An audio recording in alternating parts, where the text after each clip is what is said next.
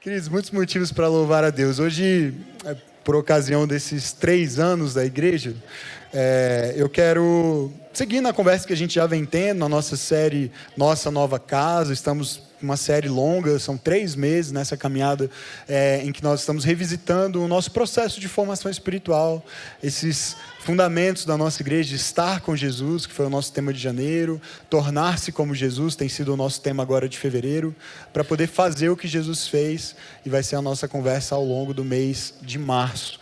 Mas dentro desse modelo, desse paradigma, o que está implícito, o que está presumido aí, é que nós precisamos mudar. Provavelmente você concorda comigo nisso. Se nós queremos ser mais parecidos com Jesus, é bem evidente que ainda não chegamos lá. Pelo menos eu sei que eu não cheguei. Tem muita coisa na nossa vida que ainda precisa mudar, certo?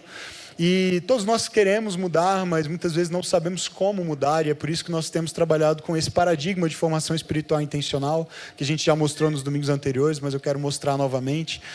Esse paradigma tem alguns elementos aí nesse diagrama. A gente tem o ensino da palavra de Deus para moldar a nossa maneira de pensar e de enxergar a realidade. A gente tem as práticas do caminho de Jesus, alguns chamam de disciplinas espirituais, são hábitos espirituais que vão transformando os nossos afetos, nossos desejos, para que a gente ame mais o Senhor e as outras pessoas. E a vida em comunidade. A gente precisa uns dos outros, né? Nós precisamos de relacionamentos dentro de uma comunidade de fé para sermos transformados. A gente já conversou sobre a vida em comunidade 2 domingos atrás. Na semana passada o Felipe trouxe uma palavra sobre 2 desses fundamentos, sobre o ensino e sobre a prática. E hoje nós vamos conversar. Na semana que vem a gente vai concluir esse mês pensando nessa linha do tempo que tem aí embaixo. Ao longo do tempo e por meio das dificuldades, nós também somos formados, moldados, transformados. Então a gente vai falar sobre o papel do sofrimento, das experiências difíceis que a gente vive ao longo da vida na nossa formação espiritual. Mas hoje, e por ser um dia também especial, aniversário da nossa igreja, eu quero me concentrar no elemento mais importante desse diagrama, naquele que é o agente da formação espiritual, e é a pessoa do Espírito Santo. Você vê que ele está no centro ali do diagrama e não é por acaso. Ele é o agente central da nossa formação espiritual. Transformação só é possível mediante uma ação do Espírito. O Gordon Fee escreve assim, ele é um teólogo e escreve muito sobre hermenêutica, interpretação bíblica, e ele também escreve sobre o papel do Espírito. E ele diz assim: mediante Cristo e por meio do Espírito estamos sendo transformados, de modo a carregarmos a semelhança para a qual fomos destinados no princípio. Ali reside a glória, que por meio do Espírito nós não apenas vimos a conhecer Deus, mas a viver em sua presença, de modo a sermos constantemente renovados à imagem de Deus. O que ele está tocando aqui é o fato de que desde o princípio o ser humano foi criado à imagem e semelhança de Deus, para espelhar, para refletir essa imagem no mundo, representando Deus no governo sobre a criação, espalhando o amor, a bondade, a justiça, a beleza de Deus para além das fronteiras do jardim. E o pecado interrompeu, atrapalhou esse projeto e contaminou e corrompeu e embaçou essa imagem de Deus em nós. É como um espelho embaçado, sujo, que não reflete com tanta clareza essa imagem agora. E o que o Espírito fez no início, lembre-se, ele pairava sobre a face do abismo, das águas. No início, ele é o agente na criação. Esse Espírito continua a fazer ainda hoje. Ele está empenhado em criar e recriar todas as coisas. Ele está nos formando à imagem de Cristo para que a gente possa finalmente cumprir o propósito para o qual Deus nos estabeleceu e nos criou desde o princípio. O Espírito continua sendo esse agente, e ele nos conduz não apenas a conhecer Deus, mas a crescer constantemente, sermos renovados constantemente à imagem de Deus. Portanto, quando a gente volta lá para aquele diagrama, Há um risco da gente pensar que todos esses elementos estão em pé de igualdade. E, de fato, o ensino é muito importante para a nossa formação espiritual. Precisamos conhecer a palavra, precisamos conhecer a verdade de Deus a respeito de todas as coisas. Assim como as práticas são fundamentais e a vida em comunidade é fundamental. E o tempo é um fator importantíssimo também. A gente vai mudando ao longo do tempo por meio das experiências e algumas delas bem difíceis. Mas, queridos, o elemento mais importante, central, o agente, aquele que age por meio, inclusive, dessas outras coisas, do ensino, quem age por meio das práticas, quem age por meio da comunidade e quem age no sofrimento e na dor, nas dificuldades, é o Espírito. Não há formação espiritual sem o Espírito Santo. Você certamente conhece pessoas que conhecem muito a Bíblia e se parecem pouco com Jesus, não é verdade? Você certamente conhece pessoas muito religiosas na sua vida de oração, de práticas, de disciplinas, mas que não se parecem tanto assim com Jesus, não têm crescido e amadurecido na sua jornada de fé. Você conhece pessoas que fazem parte de comunidades de fé, de igrejas locais como a nossa, mas que não têm crescido e amadurecido também na mesma proporção da dedicação a essa vida em comunidade. Tudo isso só faz sentido e só é efetivo no nosso processo de formação se houver a ação poderosa e transformadora do Espírito Santo. É Ele quem age por meio de tudo isso. E o nosso papel, a gente tem aprendido que é simplesmente estar disponível.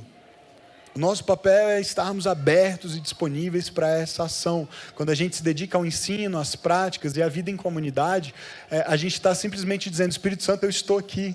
Eu estou disponível, eu estou disposto, eu estou aberto. Eu desejo que o Senhor faça essa obra em mim. O Steve Porter diz assim: o Espírito Santo está sempre se movendo para conformar pessoas à semelhança de Cristo. E o povo de Deus está sempre tentando criar as condições mais propícias possíveis para o trabalho do Espírito. Percebe a diferença de papéis?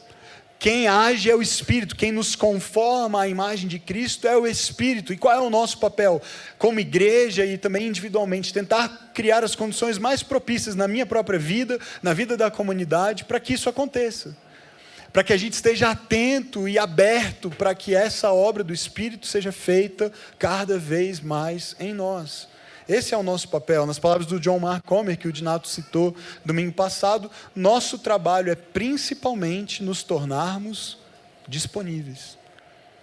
Esse é o nosso trabalho na jornada de formação espiritual, nos tornarmos abertos, disponíveis e dizer: Espírito Santo, eu estou aqui, eu estou atento, eu desejo que o Senhor me transforme. Nós queremos ser uma igreja cada vez mais cheia do Espírito, amém? Liderada pelo Espírito, transformada pelo Espírito. Pelos próximos 3, 30 ou sejam quantos anos forem que o Senhor nos conceder para existir e servir essa cidade e o mundo, nós queremos ser conduzidos, orientados pelo Espírito. Antes de nós começarmos as reuniões dessa igreja, pouco mais de 3 anos atrás, escrevendo algumas ideias, escrevendo alguns sonhos, eu cheguei nesse parágrafo aí que descreve qual era o sonho na época para essa nova igreja que nós estávamos decidindo plantar.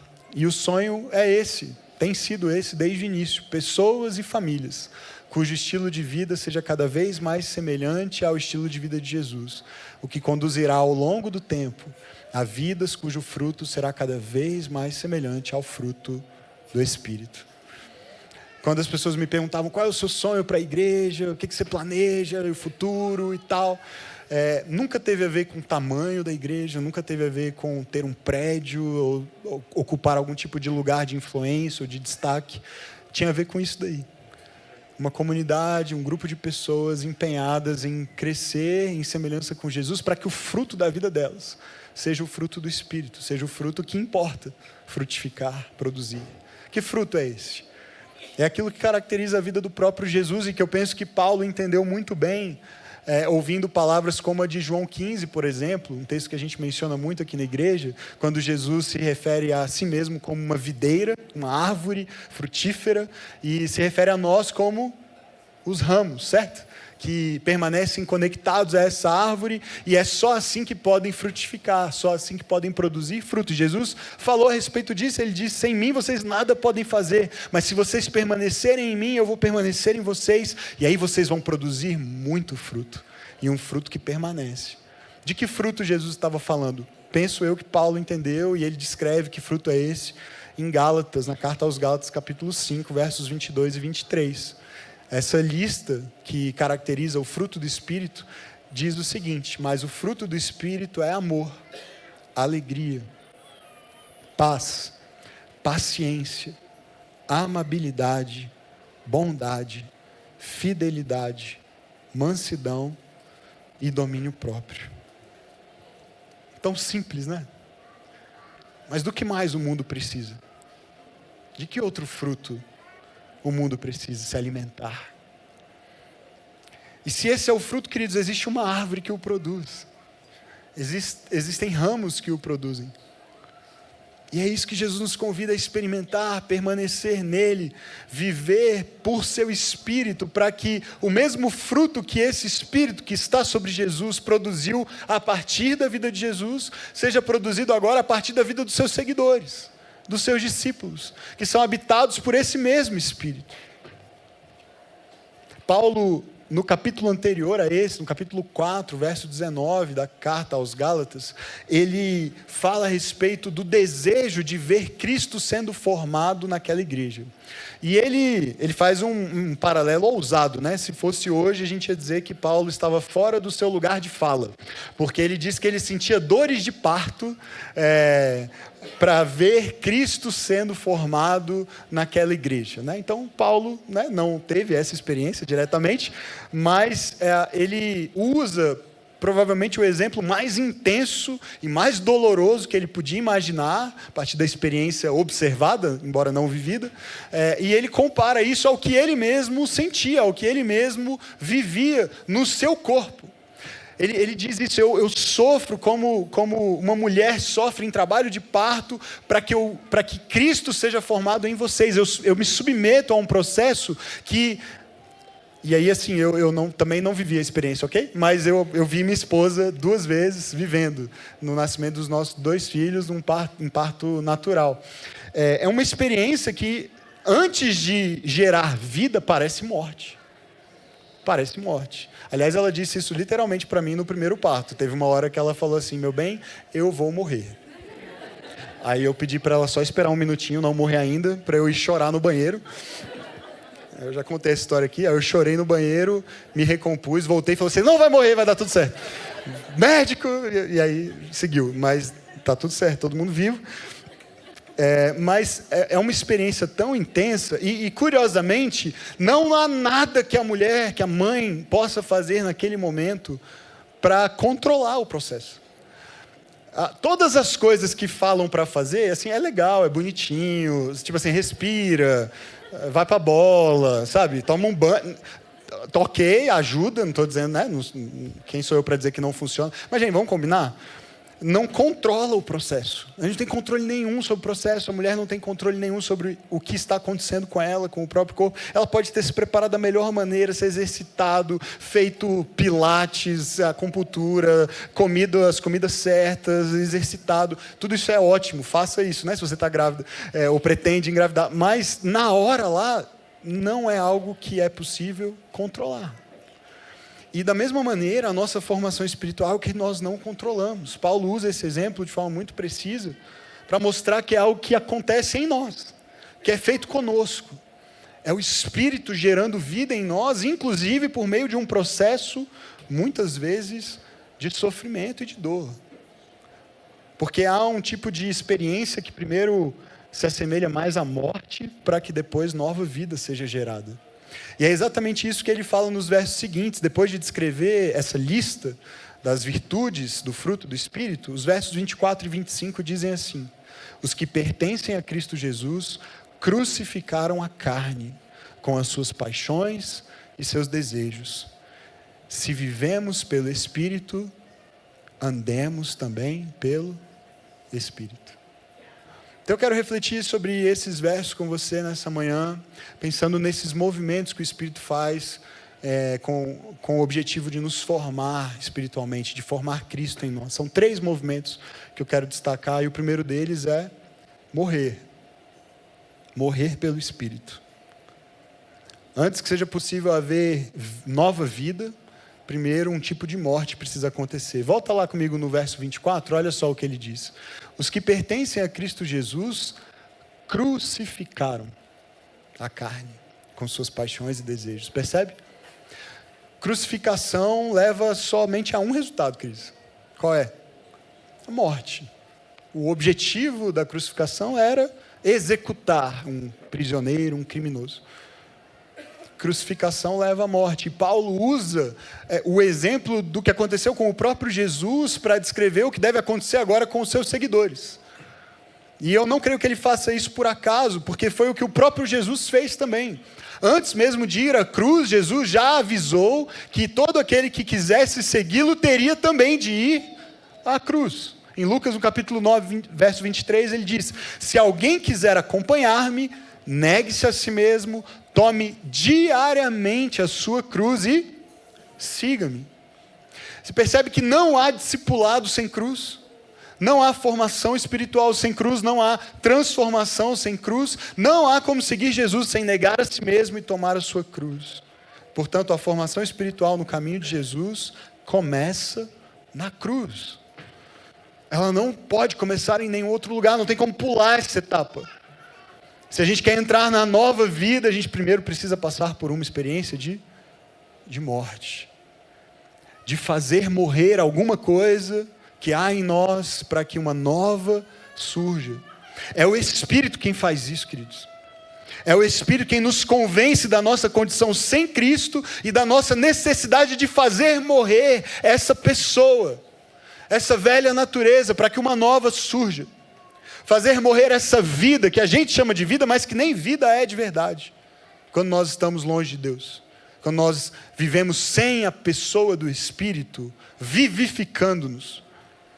É o Espírito quem faz morrer as obras da carne em nós. Olha, Romanos 8,13, o mesmo Paulo escrevendo agora à igreja de Roma. Pois se vocês viverem de acordo com a carne, o efeito disso é que vocês vão morrer. Mas se vocês querem realmente viver, olha o que vocês têm que fazer. Mas se pelo Espírito fizerem morrer os atos da carne, vocês viverão. Percebe que é cheio desses paradoxos, mas foi assim que Jesus também se referiu ao tipo de troca que a gente precisaria fazer. Ele disse: se vocês querem ganhar a vida de vocês, vocês passam o tempo todo lutando e buscando fazer isso com as próprias forças, no fim das contas vocês vão perder a vida de verdade.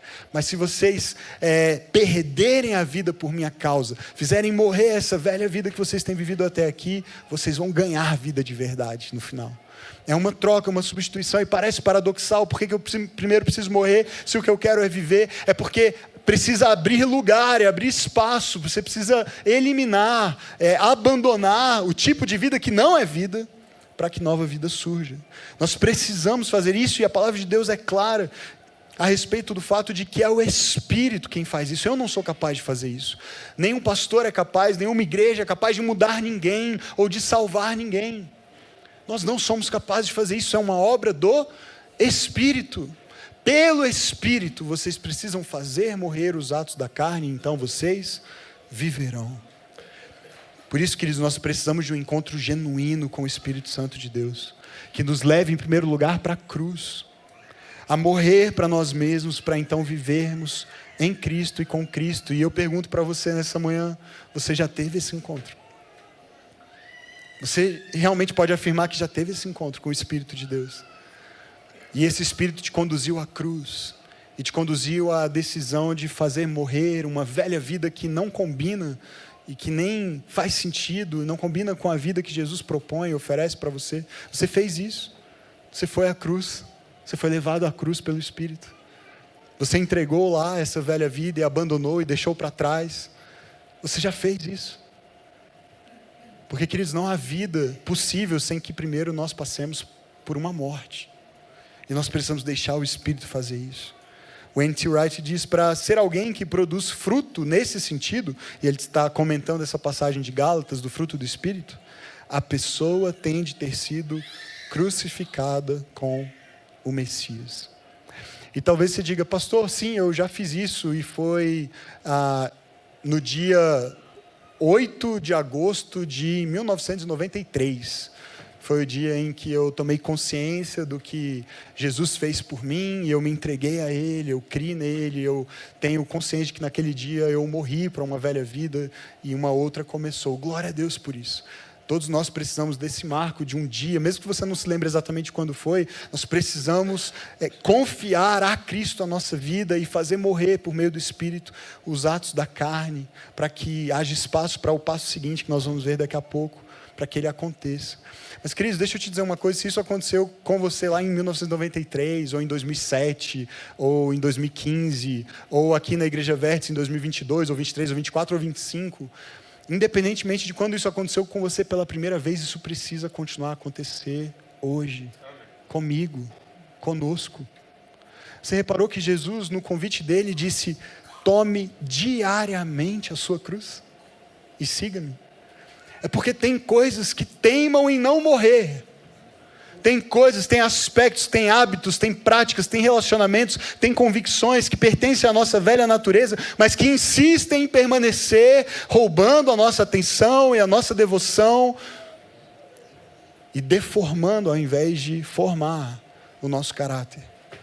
E todos os dias nós precisamos pedir ao Espírito Santo para nos levar de volta para a cruz, para fazer morrer em nós essas coisas, para que a gente resista a essa inclinação de voltar à prática do pecado, dos velhos hábitos, dessas velhas narrativas e os velhos relacionamentos que nos afastam de quem Deus nos chamou para ser. Precisamos então, a partir desse exercício diário de voltar à cruz, mediante o Espírito, pedir que Ele nos ensine a enxergar a vida a partir de uma nova realidade. Que nova realidade é essa? Depois de morrer pelo Espírito, nós precisamos viver pelo Espírito. Viver pelo Espírito. No verso 25, depois de falar dessa crucificação da carne com seus desejos, Paulo diz: se vivemos pelo Espírito, andemos também pelo Espírito. Veja que há 3 movimentos: morte, crucificação, na outra ponta andar pelo Espírito, mas o que une as duas coisas é viver pelo Espírito. É viver pelo Espírito. É só vivendo uma nova vida que a gente vai poder daqui a pouquinho nos concentrar em o que significa andar segundo essa nova vida. Mas, queridos, uma vez que a gente faz morrer pelo Espírito as obras da carne, a velha natureza e o pecado, agora há espaço para aquilo que o Espírito efetivamente quer fazer em nós, que é nos dar uma nova vida, uma nova natureza, gerar uma nova identidade em nós, uma vida espiritual. Porque é uma vida vivida segundo o Espírito. Nós estávamos desprovidos dessa vida antes. E é por isso que Jesus, falando com um mestre da lei, que não entendeu muito bem a conversa dele, lá em João 3, um homem chamado Nicodemos, Jesus foi muito enfático a respeito disso. Nicodemos, você conhece tudo que há para ser conhecido. Em termos de ensino, em termos de conhecimento, você é um mestre. Você sabe tudo, você tem todas as informações. Mas falta uma coisa a você, olha só o que Jesus diz: ninguém pode entrar no reino de Deus, se não nascer da água e do Espírito. O que nasce da carne é carne, mas o que nasce do Espírito é Espírito. E Nicodemos não estava entendendo essa conversa. E Jesus precisou ser muito enfático no verso seguinte, no verso 7. É necessário que vocês nasçam de novo. Eu não consigo me deter tanto tempo assim nesse ponto, porque eu quero me concentrar no seguinte, é o foco principal dessa mensagem hoje. Mas eu preciso dizer isso, queridos. A obra do Espírito Santo não tem a ver com fazer você mudar de religião. Não tem a ver com fazer você mudar de igreja. Nem mesmo ser membro desta igreja. A obra do Espírito Santo não é para te transformar numa pessoa mais legal, mais simpática, melhor. É mais profundo do que isso. Ele quer te conduzir a fazer morrer um tipo de vida para que uma nova vida nasça. Uma vida que sem Ele você não tem, e nem eu, e nem é possível ter. O Espírito de Jesus é quem dá a vida de Jesus a nós. É quem nos salva, liberta, renova e restaura. E é só Ele quem pode fazer isso, só a vida nele. Então, eu te pergunto mais uma vez, você já o tem? Você teve aquele encontro por meio do qual você fez morrer um tipo de vida e você viu o Espírito gerar uma nova vida, um novo tipo de vida, uma nova qualidade de vida em você. Isso já aconteceu. Eu não estou perguntando se você é crente, eu não estou perguntando se você é batizado. A minha pergunta é outra. Existe uma nova vida em você, você nasceu de novo. O Espírito Santo habita em você e Ele está gerando Cristo em você agora. Essa é a vida, queridos. E assim como isso precisa acontecer num momento, num marco inicial, isso também, assim como voltar à cruz e fazer morrer a velha vida, precisa acontecer diariamente. Sermos refeitos, recriados, reformados pelo Espírito é algo que precisa acontecer diariamente em nós. Todos os dias nós seguimos entregando ao Espírito aquelas coisas que não pertencem mais a uma nova vida e recebendo dele a nova vida. Sendo renovados, sendo restaurados, sendo cheios. Ele é o fôlego, Ele é o sopro de vida de Deus que sustenta toda a vida. E se Ele recolher esse sopro, não há vida mais. E você lembra na cruz a oração, a última oração que Jesus fez na cruz. Ele fez algumas orações na cruz, mas a última, Ele orou ao Pai dizendo: Pai, nas Tuas mãos eu entrego o meu espírito, o meu sopro, o meu fôlego. E o que o Pai fez com esse sopro? Jesus, ao fazer isso, expirou. Ele morreu. Não havia fôlego, não havia mais vento, não havia mais espírito. Mas no terceiro dia, a palavra de Deus diz que foi o Espírito que ressuscitou Jesus dos mortos. Esse fôlego foi devolvido, amém? E ele voltou à vida. E agora ele era um pouco diferente, bem diferente. Porque agora é um corpo glorificado. Ora os discípulos o reconhecem, ora eles têm dúvida, quem é esse cidadão diferente? E agora é um corpo que não está mais sujeito à deterioração, à corrupção, à morte. E há uma promessa na palavra de Deus de que nós também ressuscitaremos com Cristo. E esse Espírito vai gerar esse mesmo tipo de vida em nós um dia, quando Jesus voltar, e nós o veremos face a face e reinaremos com Ele para sempre, e será maravilhoso. Mas sabe, esse Espírito está gerando um tipo de vida hoje em mim e em você, que nos permite antecipar um pouquinho dessa realidade. A gente já começa um pouco do reino de Deus, de não sou plenitude. E há um tipo de vida, uma qualidade de vida expressa por meio de um fruto, e esse fruto é do Espírito, e só pode produzi-lo quem vive pelo Espírito, quem tem o Espírito. E a minha pergunta de novo para você é: você tem o Espírito? Você já nasceu de novo? Queridos, uma pessoa pode ser uma boa pessoa sem Jesus, sem o Espírito Santo. Pode ser uma pessoa legal, pode ser uma pessoa moralmente correta, pode ser uma boa cidadã, pode ser um bom pai, uma boa mãe. Jesus não nos chamou para sermos pessoas legais. Jesus não nos chamou para sermos pessoas moralmente corretas apenas, óbvio que está incluso. Mas Jesus nos chamou para experimentar uma outra qualidade, uma outra natureza de vida, que só o Espírito Santo pode gerar em nós. Morrer para um tipo de vida, nascer para uma nova vida. É essa a vida que você vive? É a vida pelo Espírito? Você pode afirmar, como o Fred leu uma outra passagem de Gálatas mais cedo aqui durante o louvor, que não é você mais quem vive, é Cristo quem vive em você. Que a vida que nós vivemos agora nesse corpo, nós vivemos pela fé no Filho de Deus, que nos amou e se entregou por nós. Jesus enviou o seu Espírito para produzir a vida do próprio Jesus em nós. Ele é o sopro, Ele nos renova.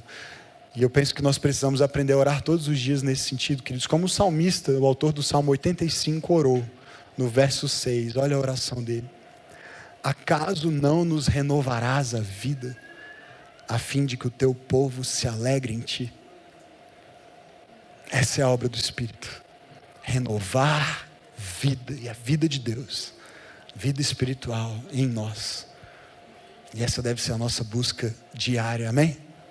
Morrer pelo Espírito, viver pelo Espírito e finalmente andar pelo Espírito.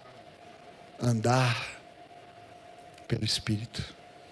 Esse é o último movimento dessa manhã, dessa mensagem. E essa obra que o Espírito faz em nós tem esse objetivo.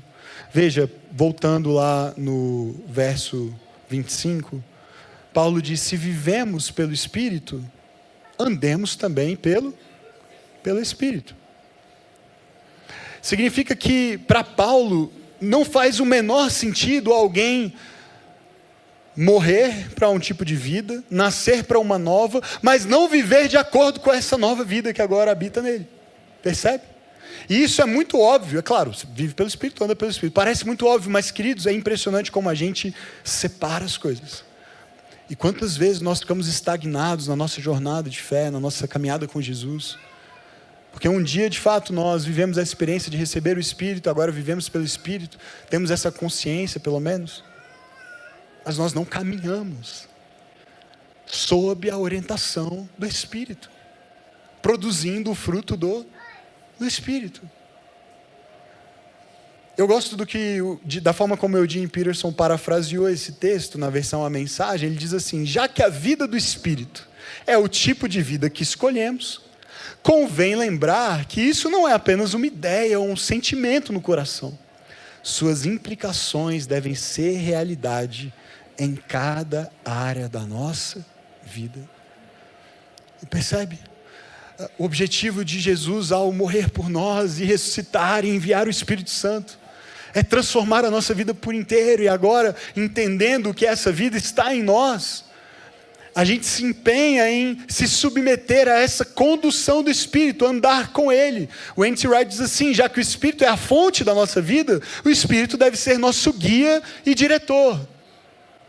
Ele nos dá um tipo de vida, mas é só Ele quem sabe como viver essa nova vida. A gente não sabe, a gente precisa aprender. E a gente aprende sob a direção e condução desse mesmo Espírito.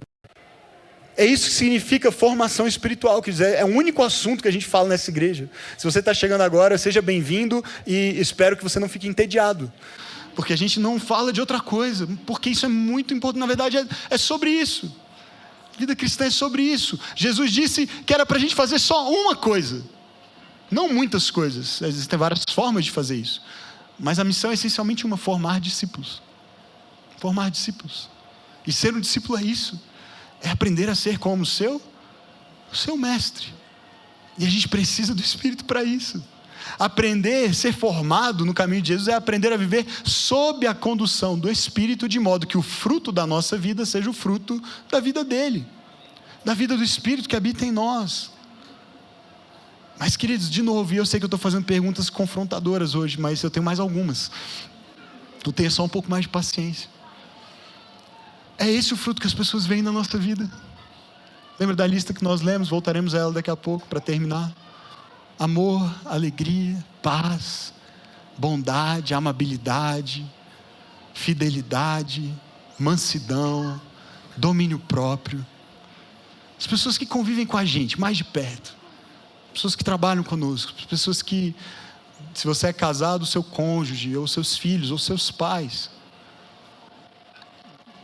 As pessoas no trânsito, que passam por você no trânsito. Olha que bênção. É esse o fruto que elas veem?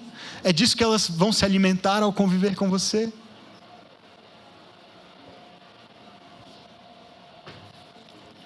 Será que elas veem coisas que se parecem muito mais com fruto, ou o resultado, o efeito de uma vida que não é guiada pelo Espírito? Suas ambições, nossas ansiedades, nossos desejos muitas vezes desordenados, egoístas, nossa sede de poder, nossa ganância.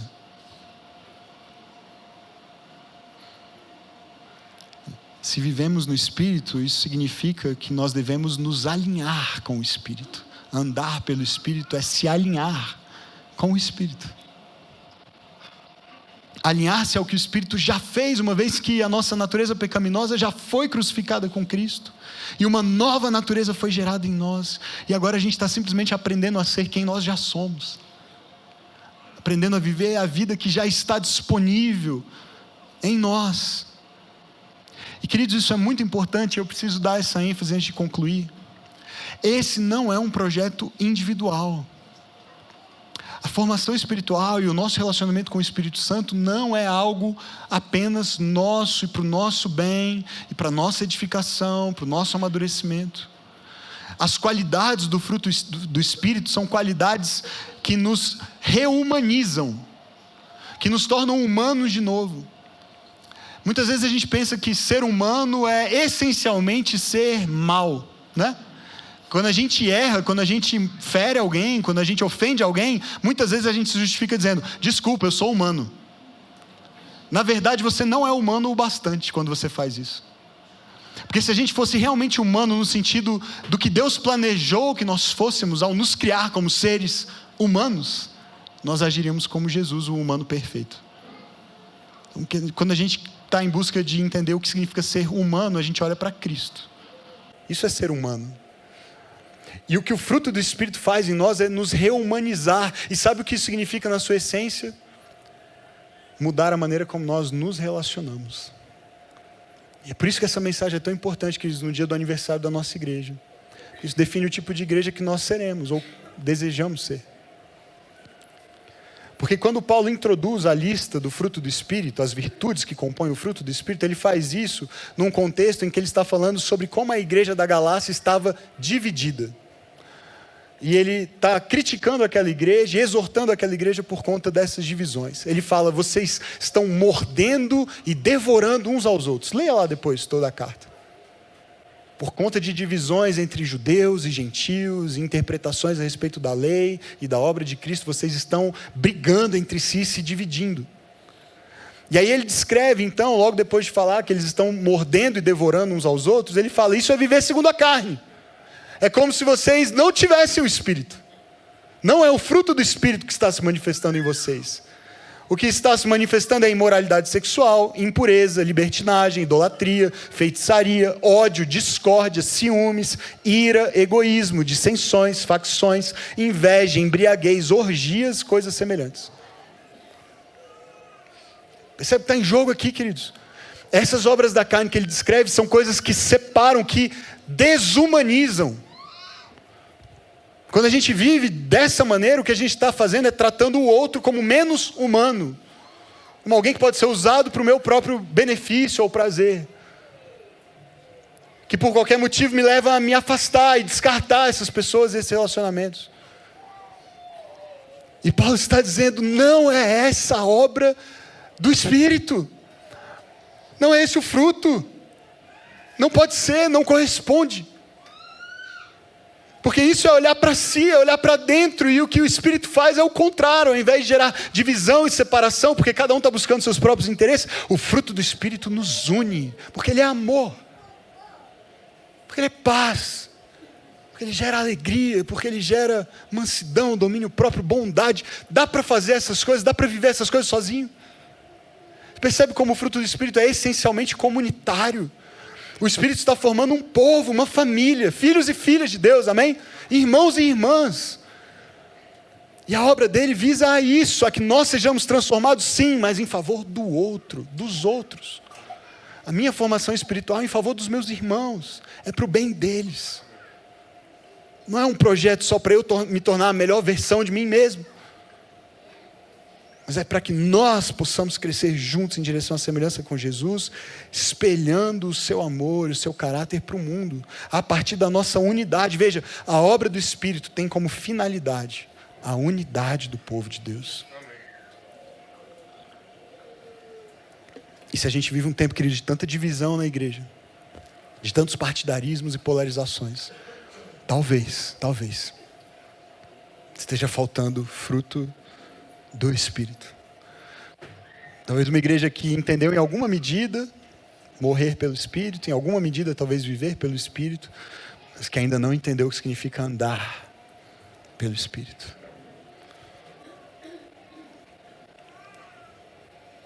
Sem o Espírito não há mudança, não há transformação, não há amizade, não há unidade, e portanto não há igreja.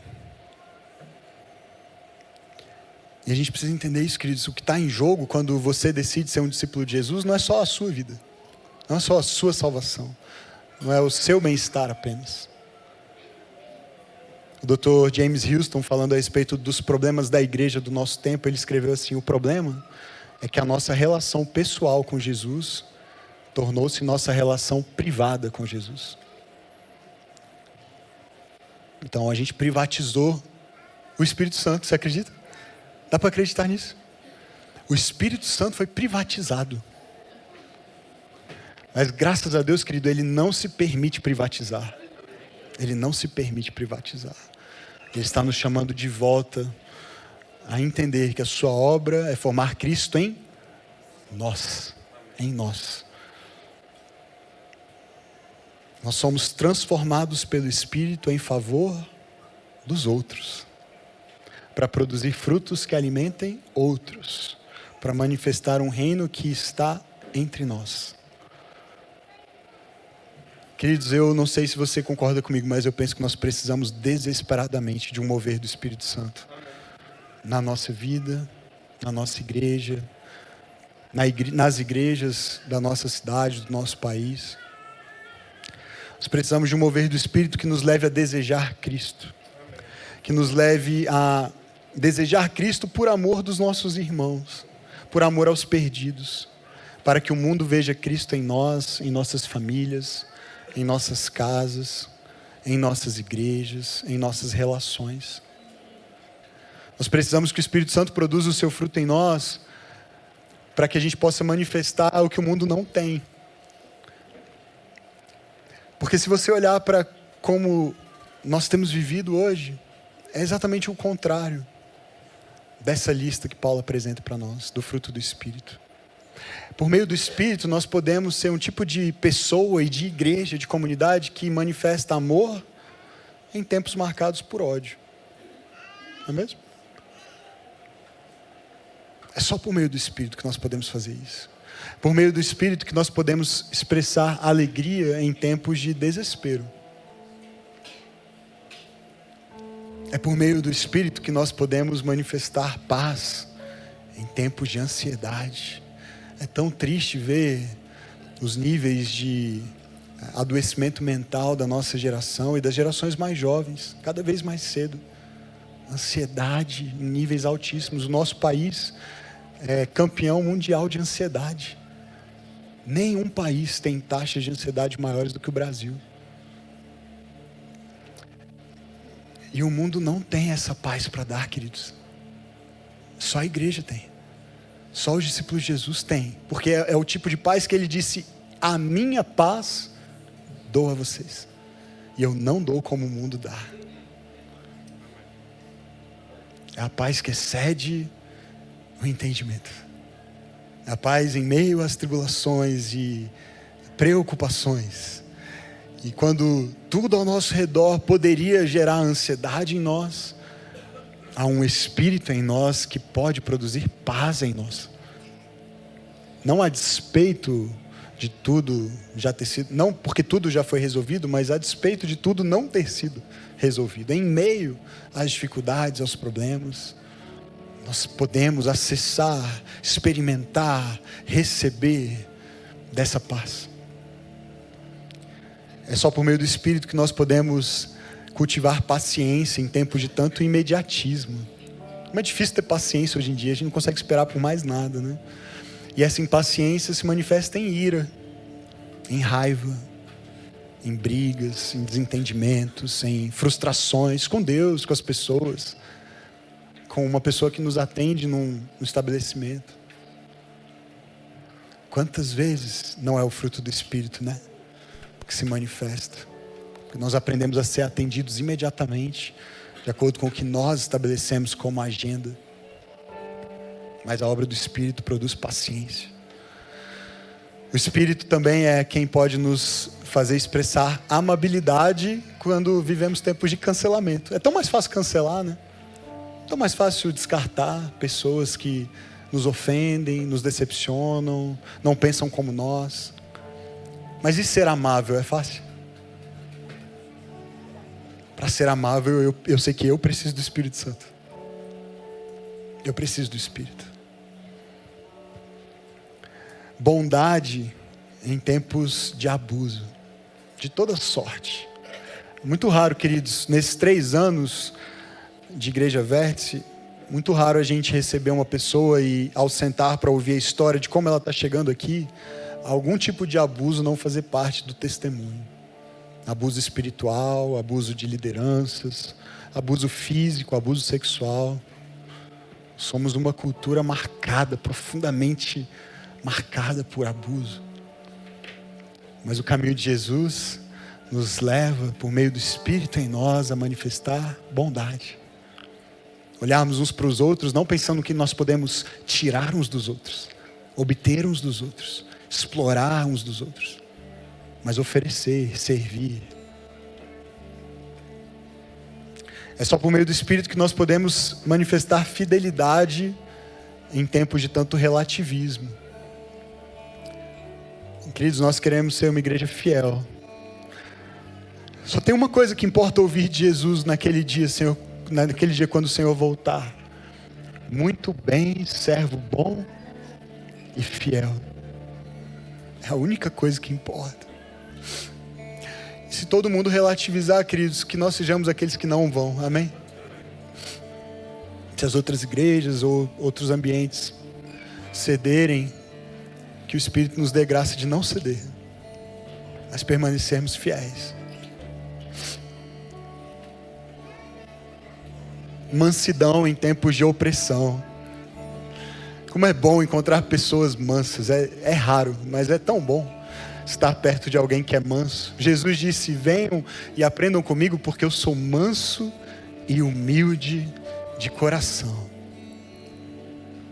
A moda, a cultura, e até a cultura de muitas igrejas, infelizmente, é pensarmos em líderes fortes, cheios de palavras de autoridade, ordem e comando.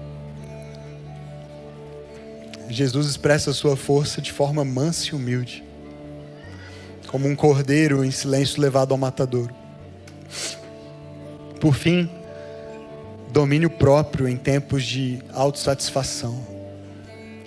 Filhos e filhas, discípulos, uma igreja que diz não ao pecado, não às tentações, e resiste e persevera buscando santidade. Aprende a se dominar nos momentos de tentação, por amor a Jesus, pela presença do Espírito, gerando o caráter de Jesus em nós.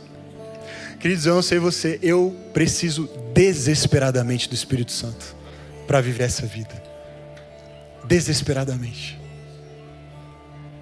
E eu termino com essa frase do Greg Peters. Ele diz assim: a formação espiritual, em sua essência, é carismática e pentecostal. Talvez isso te surpreenda um pouquinho. Você diz: poxa, eu achei que eu tinha vindo numa igreja batista, né? Mas, desde quando ser batista significa não ser pentecostal? Porque a nossa origem é no Pentecostes, ou não?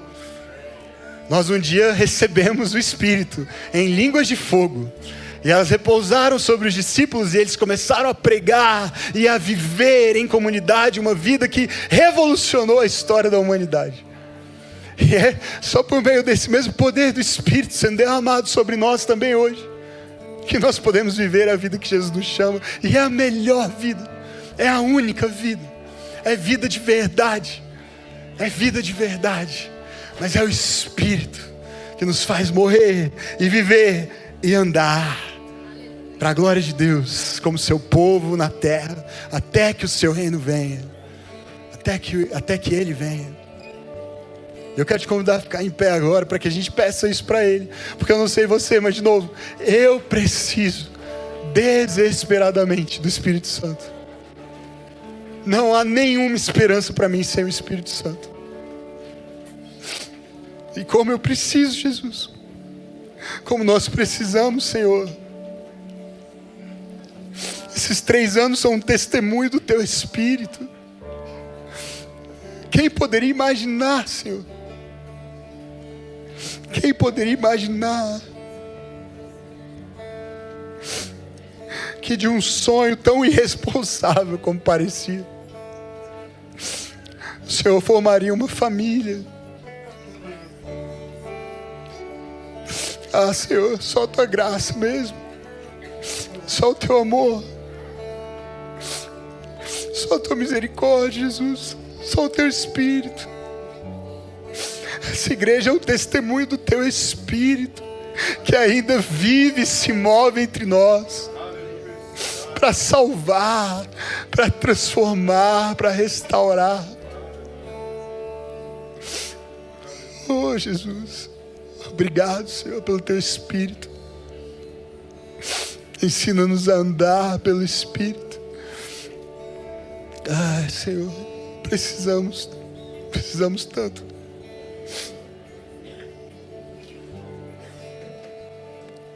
Esses 3 anos de igreja, por ocasião desses 3 anos, eu queria ensinar uma oração de 3 palavras. 3 palavrinhas só, mas não aquela música. E é uma oração que a igreja tem feito por séculos. Há registros dessa oração nesses termos há pelo menos 1.200 anos. É uma oração de 3 palavras, ela é muito simples. Eu espero que você aprenda e pratique a partir de hoje comigo. E a oração é: vem Espírito Santo. Só isso. E a igreja ora assim há tanto tempo, há séculos. Não porque o Espírito não tenha vindo ainda, ele já veio. Mas é uma maneira de nós dizermos: Espírito Santo, nós estamos atentos, nós estamos abertos. Na verdade, nós estamos sedentos, desesperados. E precisamos que o Senhor venha e faça uma obra que só o Senhor pode fazer. Olá, tudo bem com você? Seja bem-vindo ao nosso canal no YouTube, aqui da Igreja Batista Vértice. Eu sou o pastor Pedro Felizola e eu quero te fazer um convite muito especial. Se você tem acompanhado as nossas mensagens, os conteúdos produzidos pela nossa igreja, as palavras de domingo, e isso de alguma maneira tem abençoado a sua vida e a sua família, eu quero te convidar a considerar a possibilidade de orar e contribuir com a campanha Nossa Nova Casa. A nossa igreja está de mudança. Eu estou aqui no futuro novo espaço, onde nós funcionaremos como igreja, aqui no coração de Brasília, e nós cremos que a partir deste lugar nós poderemos servir muito melhor a nossa cidade, mas também você que nos acompanha à distância, seja lá onde você estiver, no Brasil ou no mundo. Então, primeiro, muito obrigado por nos acompanhar. Se você puder considerar a possibilidade de contribuir com essa campanha, com esse grande desafio que nós temos, não só da locação, mas da reforma desse espaço, eu quero te convidar para acessar o QR Code que vai aparecer aí na sua tela agora, ou diretamente o nosso site, igrejavertice.com/contribuir. Lá você pode adquirir uma cota para ser alguém que contribui regularmente com essa campanha, que vai durar 2 anos, ou você pode fazer uma oferta avulsa. De toda maneira, essa ajuda será muito bem-vinda e eu oro para que o Senhor te abençoe, para que as nossas palavras, mensagens continuem fazendo diferença na sua vida e também na sua comunidade local. Muito obrigado, que o Senhor te abençoe.